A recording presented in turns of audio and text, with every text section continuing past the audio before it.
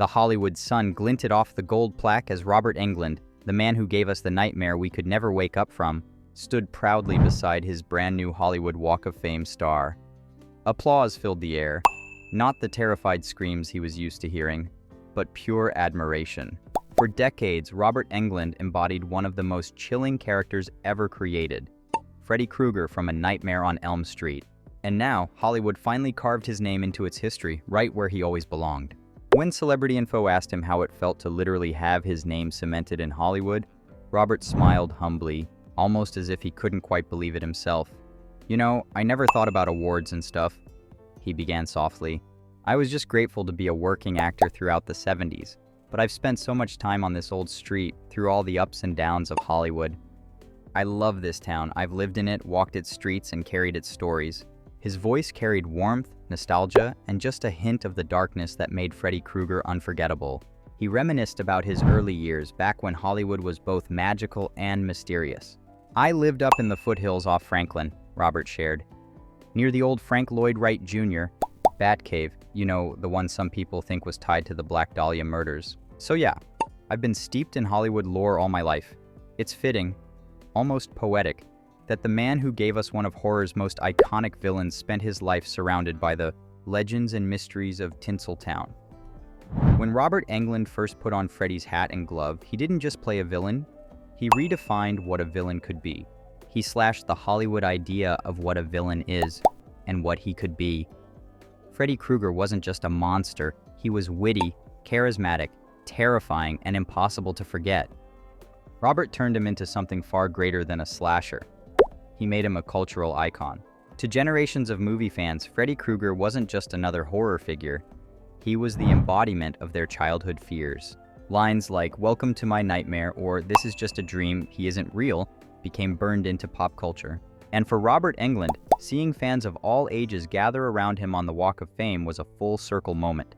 As one interviewer joked, "Robert, you really traumatized me for my teenage years." To which Englund laughed, replying, "All of us. That's why we're here." The crowd roared with laughter because it was true. Every scream, every sleepless night caused by Freddy Krueger somehow brought people together.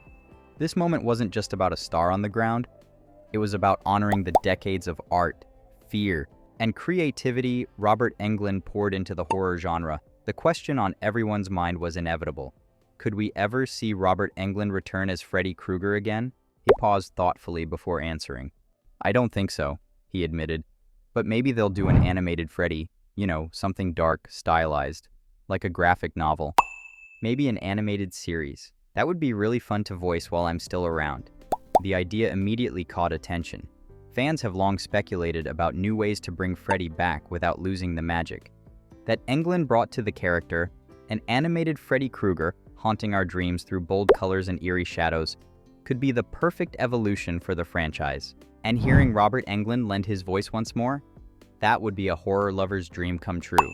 When director Chuck Russell once said that if anyone else could play Freddy, it might be Jim Carrey, the interviewer couldn't resist asking Englund what he thought of that idea. "Well, I think Jim Carrey can do no wrong," he smiled. "But I also remember being at a convention, maybe in San Diego, a few years ago. A fan mentioned a rumor that they might be approaching Kevin Bacon." The crowd murmured with excitement at the mention of Kevin Bacon, another legendary actor with a deep connection to the horror genre. "Kevin's one of my favorite actors," Englund continued. "He's a little taller than me, but he respects the horror genre.